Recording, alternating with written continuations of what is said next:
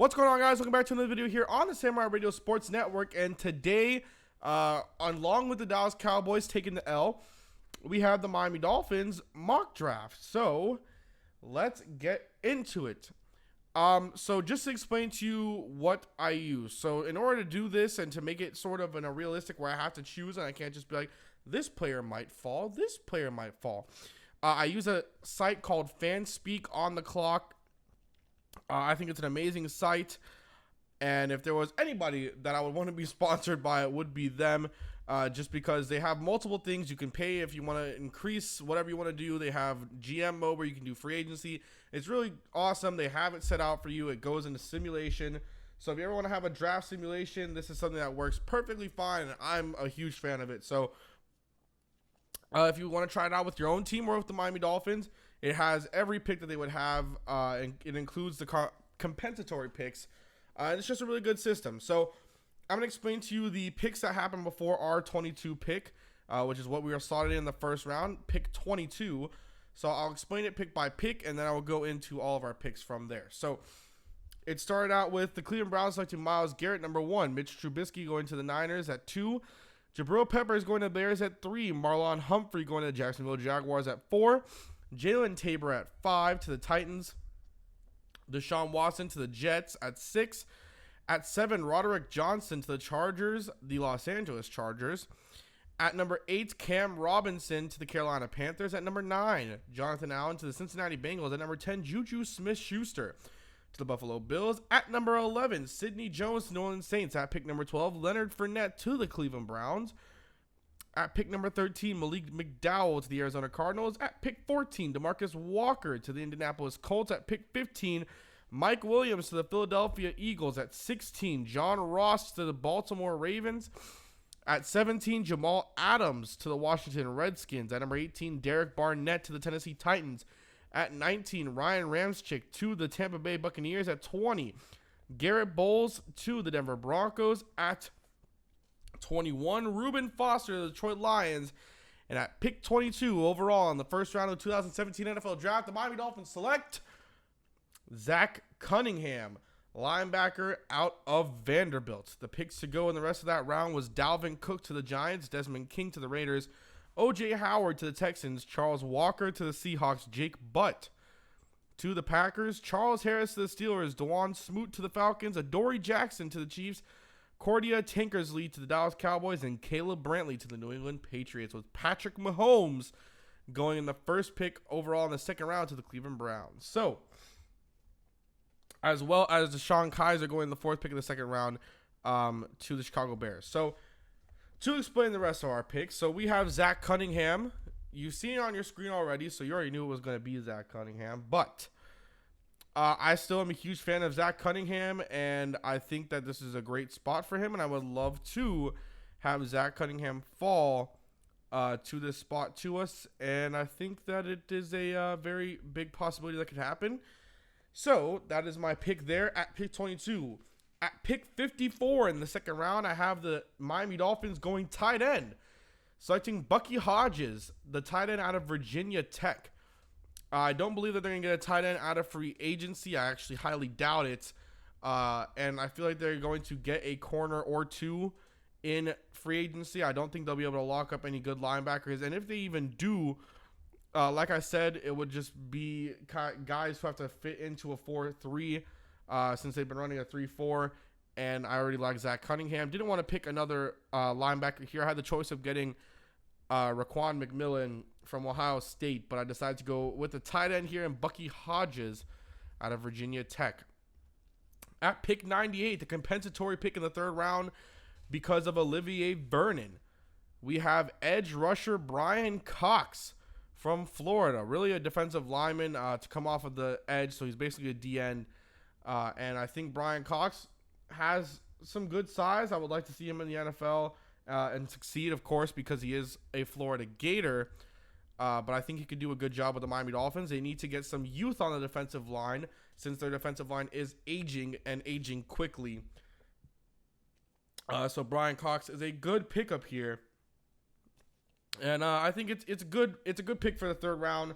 I don't think he's too great. I don't think he's too bad. I think he's one of those middle guys where you like to build your franchise off of those middle guys because they're the ones that are the most hungry. Sometimes those first and second rounders don't pan out the way you want them to. At pick number 167, we don't have a fourth round pick, so we go to the fifth round. 22nd pick in the fifth round. The Dolphins select Ryan Switzer from North Carolina. Now, they do not need a wide receiver at this time, but pending Kenny Stills not being able to re-sign with the Miami Dolphins, I have the Miami Dolphins selecting Ryan Switzer. He is short. On the shorter side here is Ryan Switzer, but I do feel like Switzer is a good pick here for the Dolphins out of North Carolina. He is 5'10", so there's obviously an issue with that, but Jarvis Landry's 5'11", so there's not really too much of an issue there. Only an inch shorter, but I think Switzer has a lot of heart. I think he plays very well, and if he was to drop to the Dolphins here and we weren't able to reacquire Kenny Stills through free agency or anyone else through free agency in terms of the wide receiver core due to high pay, I feel like they could bring in Switzer to battle for that third-man spot in that trio along with Leonte Carew and Rashawn Scott out of Miami. So that could be a nice one there. So 10 picks later at 177, the 32nd pick in the fifth round, I have the Miami Dolphins selecting Cameron Tom, the center out of Southern Miss. Now, I don't know a lot about Tom, but I want to select the center here. I haven't watched really much, but like I said, I wanted to draft the center there. So he was the best one available, and so I go with Cameron Tom. At 185, 8 picks later in the fifth round, pick 40, I have the Miami Dolphins selecting Ben Boulware, linebacker out of Clemson. Now, I was tweeting out the night of the national championship that I really liked Ben Boulware's heart, and I felt like he had just a huge passion for the game, and he's someone who could be a very good linebacker in this league if he just put on the work and just went at it like an absolute monster. I still believe so, and I'm still a fan of it. So I'll slot in Boulware here at the 185th pick, round 5, pick 40. And then we go to the sixth round. We go back to pick number 207, the sixth round, 22nd pick. I have the Miami Dolphins selecting my favorite player in this draft by far, and that is Ahkello Witherspoon out of Colorado. Cornerback, 6'3".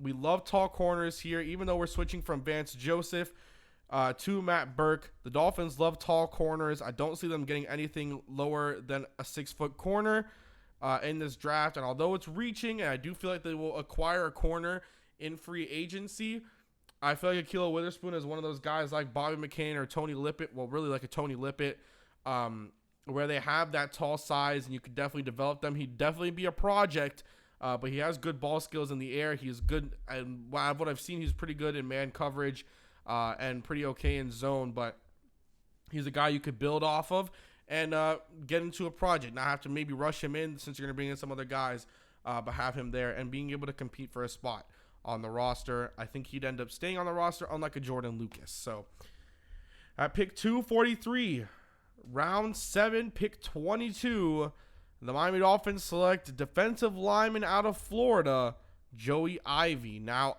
Ivey, I don't think will fall to the 7th round. I think he'll be in that 5th through 7th, maybe getting picked in the middle round there at 6, but I do like Ivey a lot, and I think he's another good guy to bring in as a project, a nice project guy there. I don't see them drafting anybody offensively with their last pick. I only see really 3 offensive picks. Really, if those positions are shored up, the center, the wide receiver, and the tight end, I can see them going all defense in the draft. But I do like this pick with Joey Ivey. I think it can produce. He might be a guy, once again, that you're going to need maybe 2 or 3 years to develop. And by then, you never know. He could become a very good defensive lineman in the league. He has youth. The Dolphins need youth, and why not pair him up with his old buddy, Brian Cox from Florida, and maybe they can be a dominant force here for the Dolphins. You never know what happens. Sometimes guys pan out, and sometimes they don't. But those lower round guys tend to. I mean, you can go and look at Antonio Brown. You can look at Jarvis Landry, was a 2nd round pick, even though it's not as lower still.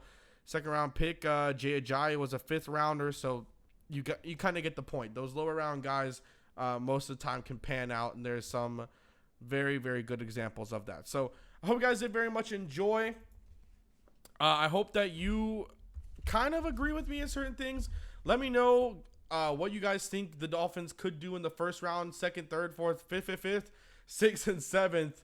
And please, if you want to tweet at me, if you want to go into FanSpeak and do the draft for your own team, if you're not a Dolphins fan or the Dolphins, go to my Twitter down below. The FanSpeak link will be down below in the description, as well as a YouTube channel that you can look at. It's called CFB Film Room, and they have film on basically almost every single player that's going to go into the draft, and they are very good. It's always high quality, and they make sure that you see both bad and good plays, as well as average plays, which is what I like.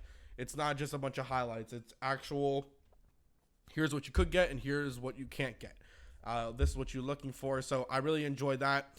Those will be the top 2 links in the description. Check that out, and if you do a draft, make sure to tweet it at me. My Twitter is Samurai Radio. It's down below in the description. Make sure you follow me. I'm going to start doing some fan voted type of stuff. I guess you could kind of say that. But yeah, I hope you guys did very much enjoy. And until next, make sure you subscribe. Can't forget that. Make sure you subscribe, like down below. And until next time, peace.